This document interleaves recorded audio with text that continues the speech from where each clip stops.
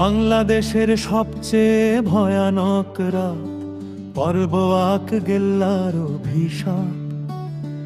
বাংলাদেশের পুরনো স্থাপনাগুলো মধ্যে এমন কিছু জায়গা আছে যেগুলো নিয়ে বছরের পর বছর ধরে নানা রহস্য, গুজব আর ভৌতিক গল্প ছড়িয়ে আছে।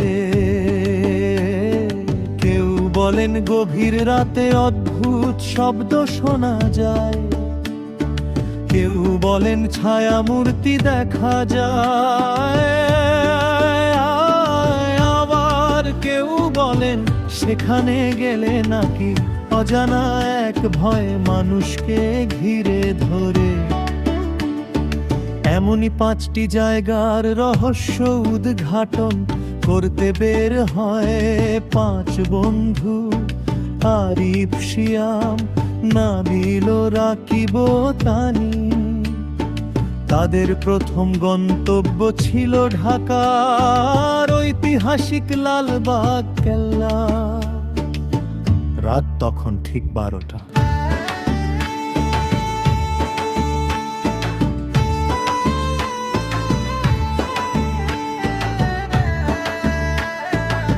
চারদিকে গভীর নীরবতা, দূরে কুকুরের ডাক ছাড়ার কোনো শব্দ নেই।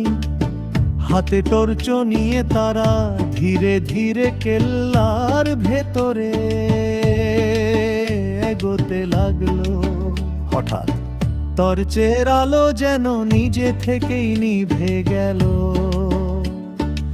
এক মুহূর্তের মধ্যে চারপাশ অন্ধকারে ডুবে গেল। ঠিক তখনই তারা শুনতে পেল ঝন ঝন ঝন।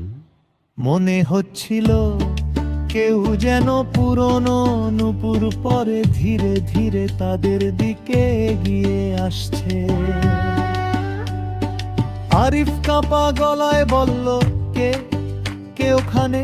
কোনো উত্তর নেই, কিন্তু শব্দটা আরো কাছে আসছে। হঠাৎ টর্চ আবার জ্বলে উঠল।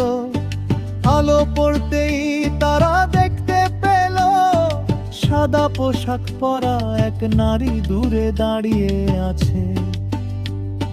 মুখ দেখা যাচ্ছে না, মাথা নিচু। কয়েক সেকেন্ড পর ধীরে ধীরে সে মাথা তুলল, কিন্তু সেখানে কোনো মুখই নেই, শুধু গভীর কালো অন্ধকার। সবাই চিৎকার করে দৌড়াতে শুরু করলো, কিন্তু যতই দৌড়ায় ততই মনে হচ্ছিল তারা একই জায়গায় ফিরে আসছে।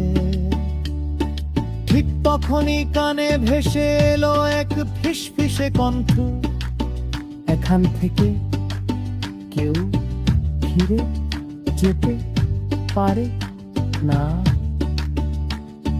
পরদিন সকালে কেল্লার নিরাপত্তারক্ষীরা ভেতরে শুধু একটি ভিডিও ক্যামেরা খুঁজে পেল, কিন্তু 5 বন্ধুর কোনো খোঁজ আর কখনো পাওয়া গেল না।